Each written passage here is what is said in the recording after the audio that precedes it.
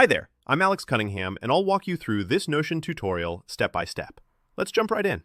Today, I'm going to show you a super useful trick: how to write and save code snippets right inside Notion. Whether you're a programmer, a student taking notes, or just someone who wants to keep your code organized, by the end of this tutorial, you'll know exactly how to store your code in Notion, so it's easy to read, find, and share whenever you need it. Let's dive right in. Imagine you're working on a project and you want to save a chunk of code. Maybe it's a Python function, a little HTML template, or even just a line of CSS, so you can come back to it later. Notion makes this really simple with something called a code block. To start, set your cursor in Notion wherever you want your snippet to go. Then, type /code,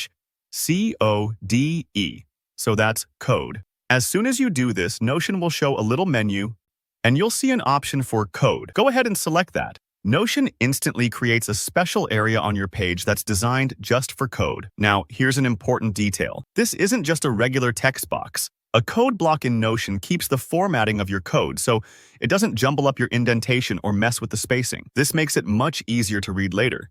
And if you've ever tried pasting code into a regular note or doc, you know how messy things can get. With a code block, Notion helps your syntax stay clean, which is absolutely essential if you need to reuse the code or share it with a friend or team member. All right, next up, paste your code inside that block. You can write out your snippet, or just copy and paste it from wherever you've been working. If you're pulling a chunk of JavaScript, don't worry. We're just using a demo code for now, but you can use absolutely any language. As you paste it in, notice how Notion keeps the indentation and highlights the syntax a bit for you. This helps make different parts of your code, like keywords, variables, and strings, stand out at a glance. Here's a tip I always recommend. Take a moment to name your code block.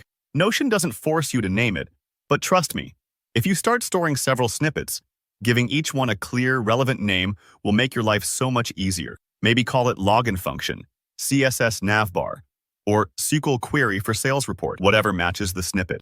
You can do this simply by typing a note above or next to the code block, or even make it a heading if you want your Notion to feel really organized. It's a bit like labeling folders on your computer. A small step now can save you a lot of searching later on. And really, that's all there is to it. You now have a neatly stored, clearly labeled code snippet ready for you to reference whenever you need, all inside the familiar Notion workspace.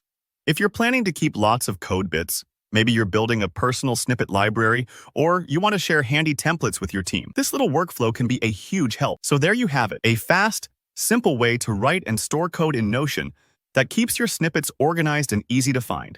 I hope you found this tutorial helpful. If you did, be sure to hit like. And if you've got any questions or want to share how you use code blocks in Notion, drop a comment below. I'd love to hear from you.